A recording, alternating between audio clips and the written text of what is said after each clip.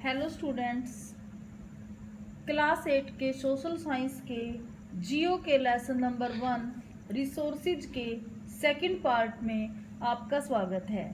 बच्चों, first part में हमने रिसोर्सेज के बारे में पढ़ा था कि हमें जीवित रहने के लिए कुछ आधारभूत वस्तुओं की ज़रूरत होती है। ये आधारभूत वस्तुएं हमें पर्यावरण से मिलती हैं, परंतु इनमें से कुछ कच्चे रूप में उपयोगी नहीं होती। मनुष्य अपने प्रौद्योगिकी प्रयासों की मदद से उन्हें अधिक उपयोगी व मूल्यवान बनाता है। बच्चों, आज हम शुरुआत टाइप्स ऑफ रिसोर्सेज के साथ करेंगे। तो शुरू करते हैं बच्चों, टाइप्स ऑफ रिसोर्सेज। इसका मतलब होता है संसाधनों के प्रकार। The earth's resources are usually categorized into natural resources, human resources and human-made resources। सामान्यतः पृथ्वी के संसाधनों को प्राकृतिक संसाधन, मानव संसाधन और मानव निर्मित संसाधनों में वर्गीकृत किया गया है। बच्चों, ये डायग्राम देखिए। रिसोर्सेज का मतलब होता है संसाधन। इनको दो भागों में बांटा गया है, नेचुरल रिसोर्सेज में और ह्यूमन मेड रिसोर्सेज में। नेचुरल रिसोर्सेज का मतलब है प्राकृतिक संसाधन और ह्यूमन मेड रिसोर्सेज का मतलब है मानव निर्मित संसाधन।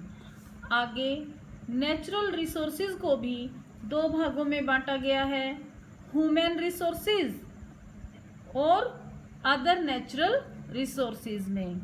ह्यूमन रिसोर्सेज का मतलब होता है मानव संसाधन और अदर नेचुरल रिसोर्सेज का मतलब है अन्य प्राकृतिक संसाधन। ह्यूमन रिसोर्सेज के अंतर्गत आ जाते हैं एजुकेशन, शिक्षा, हेल्थ, स्वास्थ्य, इंटेलिजेंस, बुद्धि। ये सभी किसके अंतर्गत आ जाते हैं? ह्यूमन रिसोर्सेज के अंतर्गत।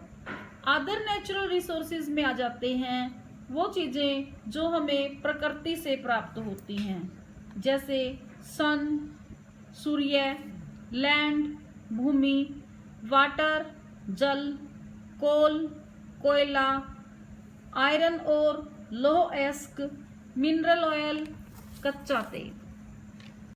ह्यूमन मेड रिसोर्सेज में आते हैं roads, railways, buildings, parks.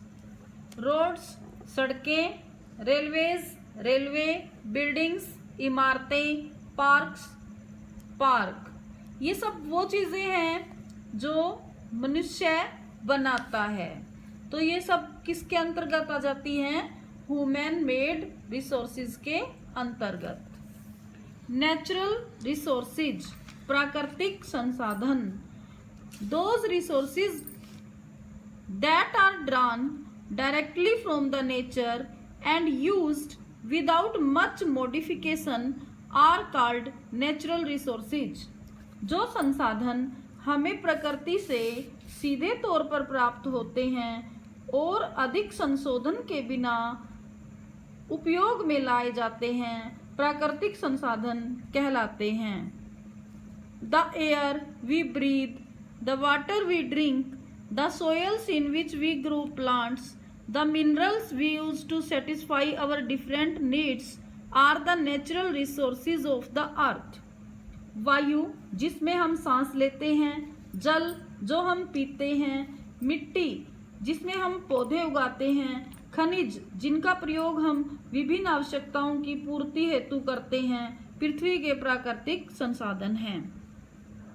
These resources are free and precious gifts of the nature।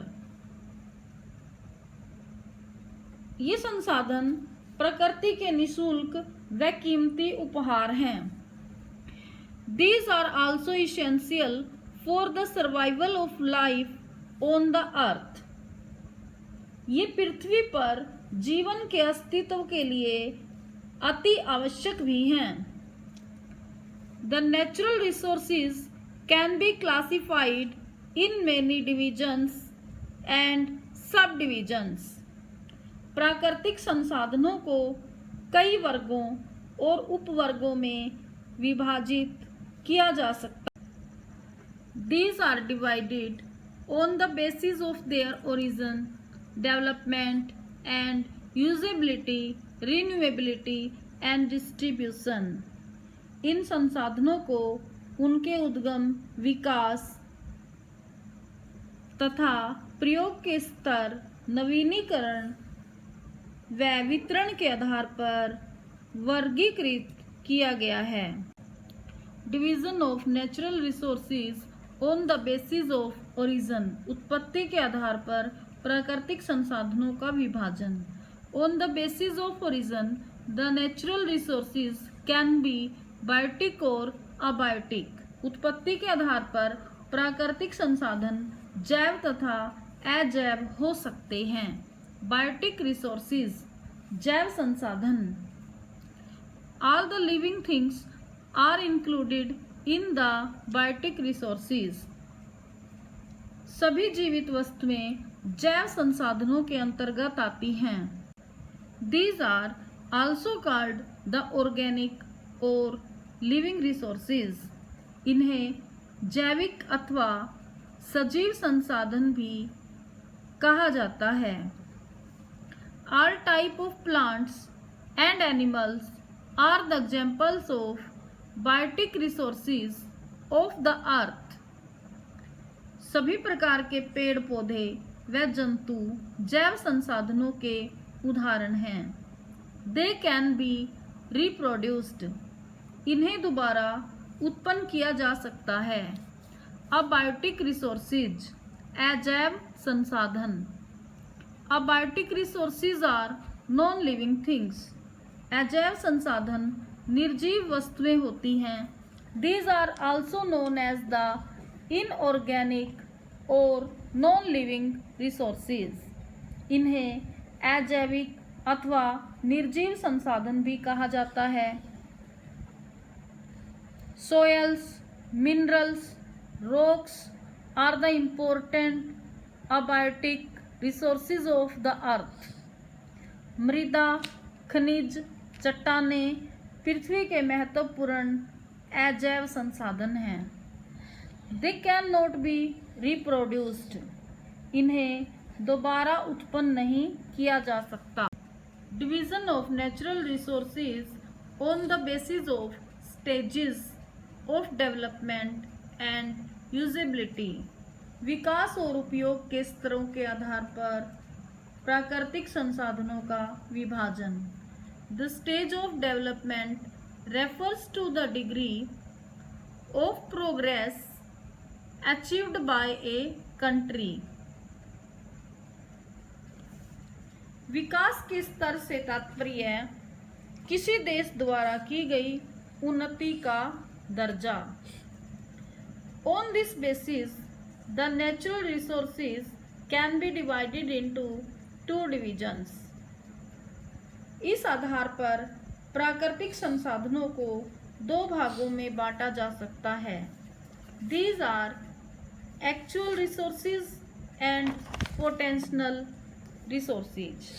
ये वास्तविक संसाधन और संभाव्य संसाधन हैं। Actual resources, वास्तविक संसाधन। Actual resources are those resources whose quantity is known. वास्तविक संसाधन वे संसाधन होते हैं जिनकी मात्रा ज्ञात होती है। These resources are determined, surveyed and quantified carefully for proper utilization. इन संसाधनों के उचित उपयोग हेतु इनका निर्धारण, सर्वेक्षण तथा मात्रात्मक विश्लेषण ध्यानपूर्वक किया जाता है। They are continuously exploited to fulfill our needs.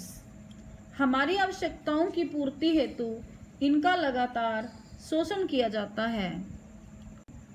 Copper deposits of Khetri in Rajasthan, coal deposits of Ruhr region in Germany, gold deposits of Kalgoorlie of Australia, black soil of the Deccan plateau in India are the actual resources of the world.